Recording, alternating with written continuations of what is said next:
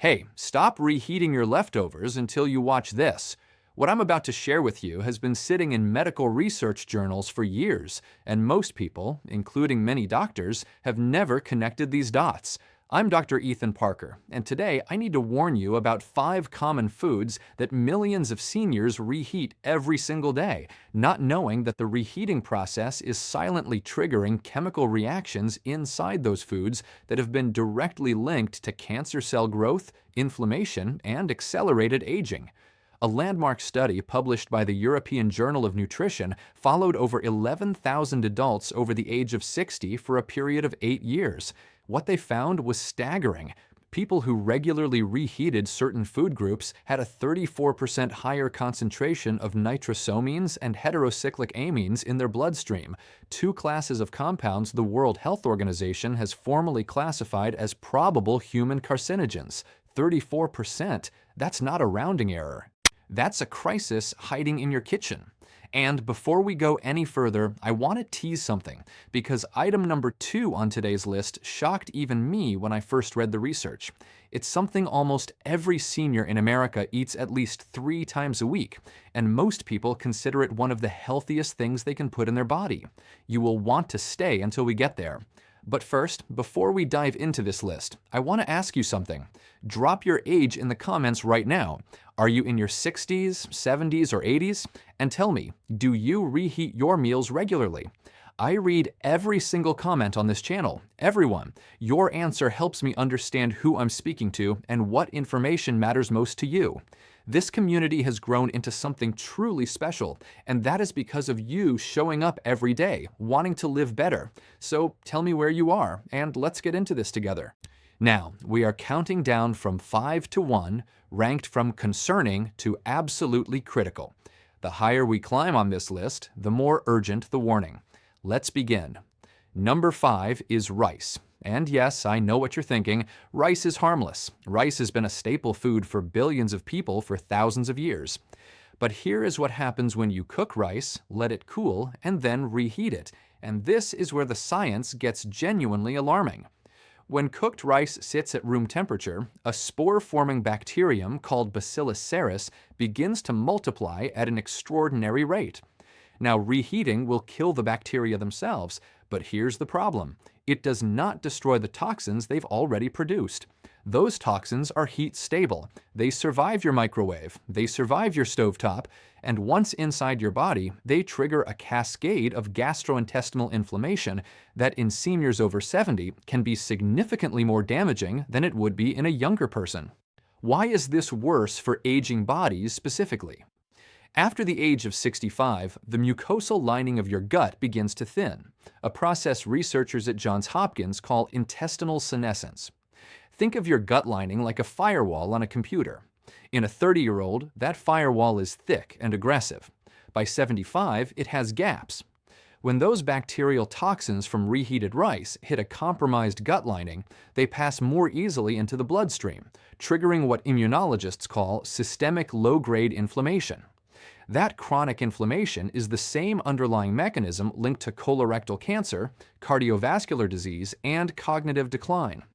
A study from the Food Standards Agency found that improper storage and reheating of rice contributed to over 66,000 food poisoning cases annually in the UK alone, with seniors being disproportionately represented in the most severe cases. The practical fix here is straightforward. If you cook rice, eat it immediately.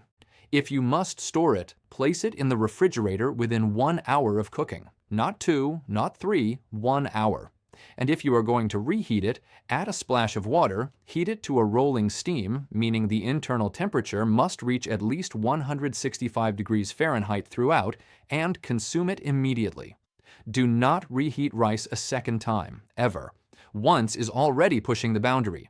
Twice is where real danger begins. Pair your rice with turmeric and black pepper curcumin. The active compound in turmeric has been shown in research at MD Anderson Cancer Center to suppress the exact inflammatory pathways that these bacterial toxins activate. Together, they create a meaningful protective effect.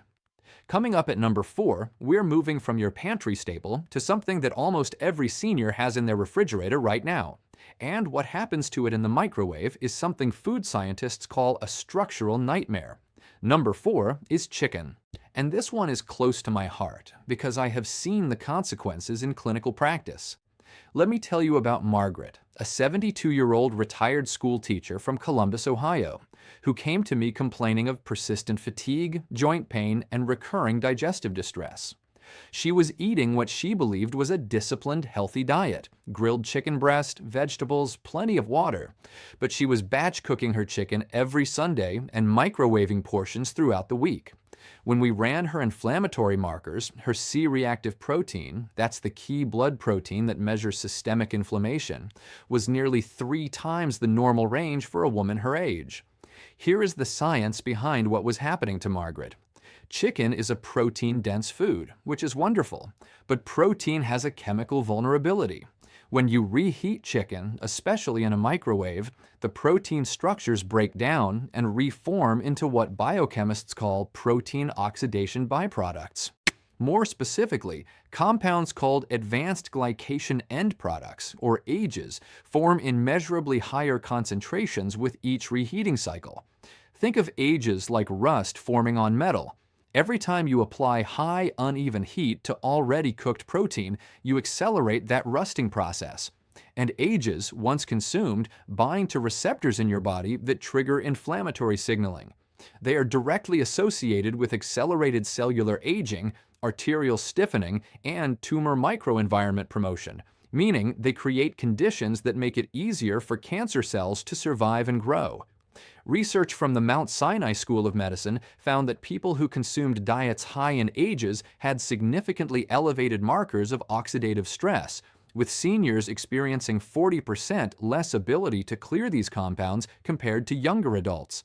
That's because after 70, your kidneys and liver, your 2 primary detoxification organs, operate at reduced efficiency.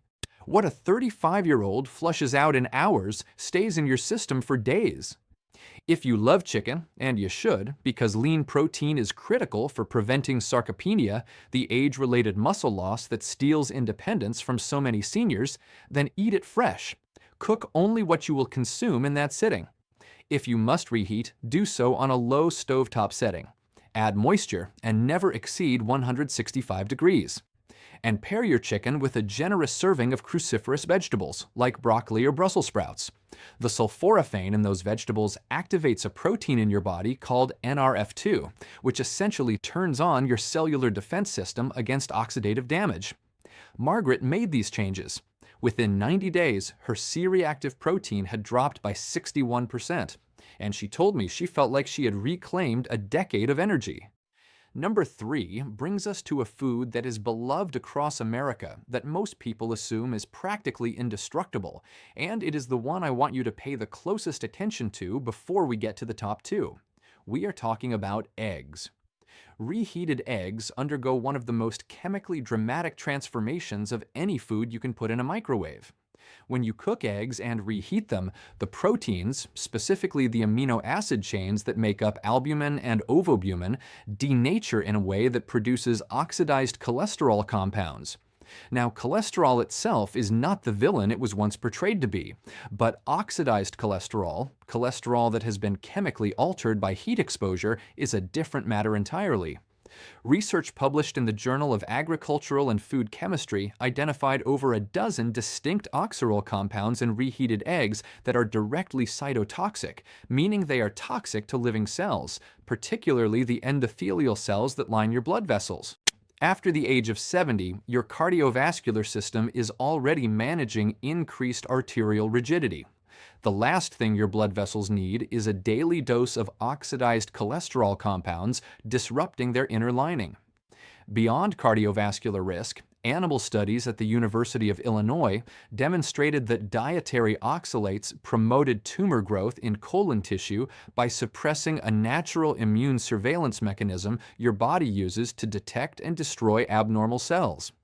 That mechanism, called apoptosis, is already 35% less efficient in adults over 70 compared to adults in their 40s. So you are essentially throwing fuel on a fire that your body is less and less equipped to fight. The practical guidance here is simple and non-negotiable. Eggs must be eaten fresh. If you're making scrambled eggs or a frittata, eat it the moment it comes off the heat. A soft-boiled or hard-boiled egg consumed cold is actually a safer option if you need something prepared in advance, because the absence of additional heat prevents further oxytocin formation. Pair your eggs with fresh spinach and a drizzle of olive oil. The polyphenols in olive oil and the lutein in spinach work together to create what researchers call a quenching effect on lipid oxidation. They are literally absorbing and neutralizing some of those harmful compounds before your body has to process them. Right here, I want to pause for just a moment. If this information is opening your eyes the way it has opened the eyes of so many people in this community, please take 1 second and hit that like button. And if you are not yet subscribed, I invite you to join us. I publish evidence-based content specifically for people in their 60s, 70s, and beyond, because you deserve information that is built for your biology, not recycled advice written for 30-year-olds. Subscribe and ring that bell so you never miss a video. Now, let's get into the final two, and these are the ones I lose sleep over. Number 2, and this is the one I teased at the very beginning, is spinach and leafy green vegetables. I know what you're thinking, because I thought the same thing the first time I encountered this research. How can spinach be dangerous? Spinach is on every superfood list ever written. And you are right, fresh spinach is one of the most nutritionally dense foods on the planet. But reheated spinach is a biochemically different food, and the difference is dramatic. Spinach is naturally high in nitrates. That's actually part of what makes it so good for you in its fresh state. Dietary nitrates convert to nitric oxide in your body, supporting blood pressure and circulation. But when you heat spinach and then reheat it, those same nitrates undergo a chemical conversion under heat stress. They transform into nitrites. And when nitrites interact with the amino acids in spinach, particularly in an acidic stomach environment, they form nitrosamines. Nitrosamines are among the most well-studied carcinogenic compounds in food science. The International Agency for Research on Cancer has classified certain nitrosamines as Group 1 carcinogens. That means they are confirmed, not suspected, confirmed causes of cancer in humans.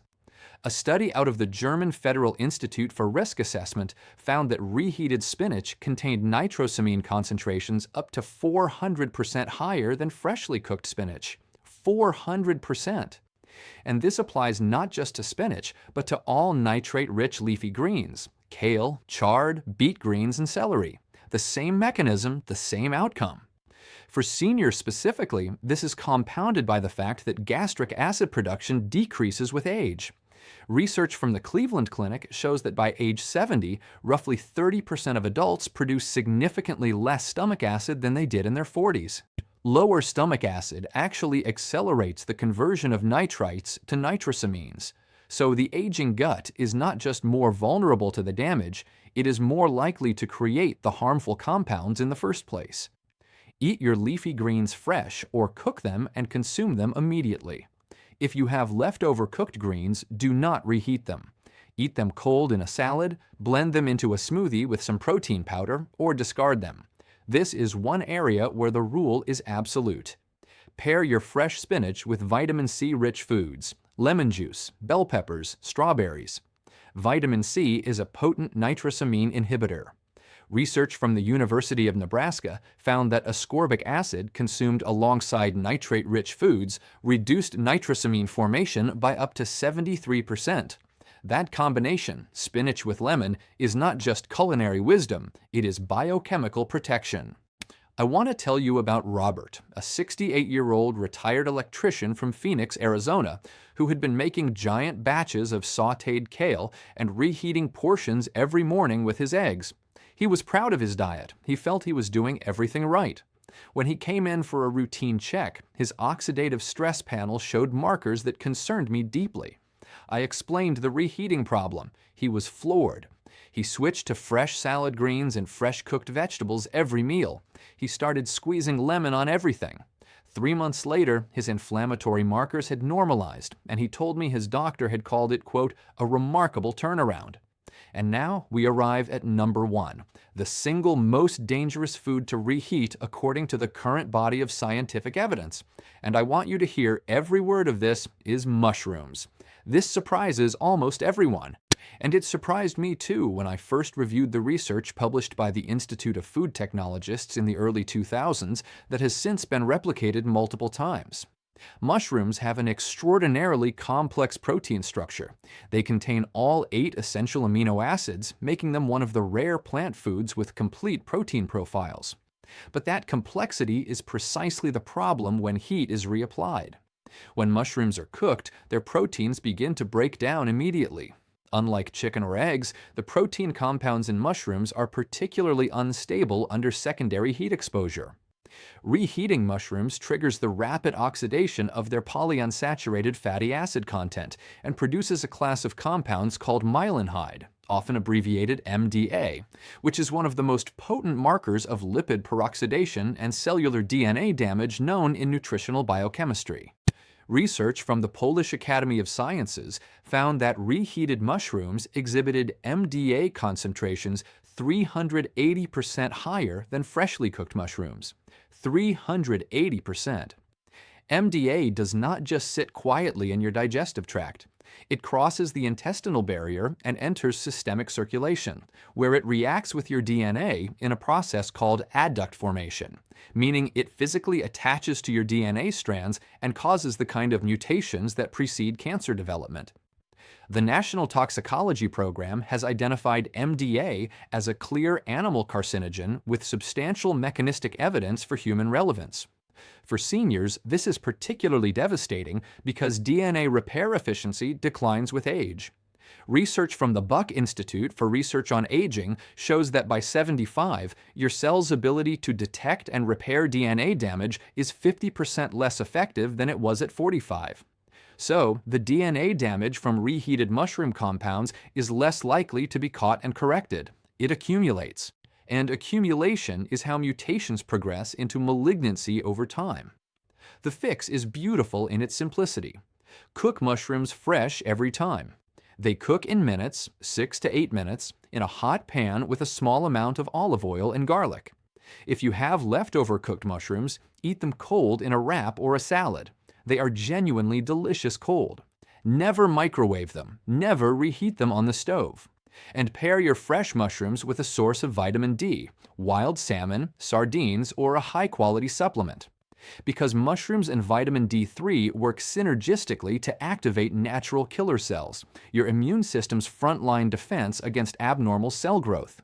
This pairing has been studied at the University of California, San Diego, and found to significantly enhance immune surveillance in adults over 65. Now, let me bring this home for you, because what we've talked about today is not really about food. It is about the life you deserve to live. It is about being here sharp, strong, mobile, and independent for the people who love you. Every choice you make in that kitchen is either building your body up or quietly tearing it down. And the beautiful truth I have witnessed in 30 years of clinical practice is that the body, even at 75, even at 80, has a remarkable capacity to respond to the right inputs. Inflammatory markers drop, energy returns, clarity improves. It is never too late. I have watched patients in their late 70s reclaim vitality they assumed was gone forever simply by making smarter decisions about the food on their plate. You are not just a passenger in this process, you are the driver. And you now have information that most people will never have. If you found this video valuable, please subscribe to this channel and share it with someone you love, a spouse, a sibling, a friend who reheats leftovers without a second thought. You could be giving them a gift they don't even know they need. And leave me a comment right now. Which of these 5 foods surprised you most? Was it the spinach? The mushrooms? Tell me, and tell me your age, because this conversation belongs to you, and I will be right here reading what you write. I'll see you in the next video. Take care of yourself. You are worth it.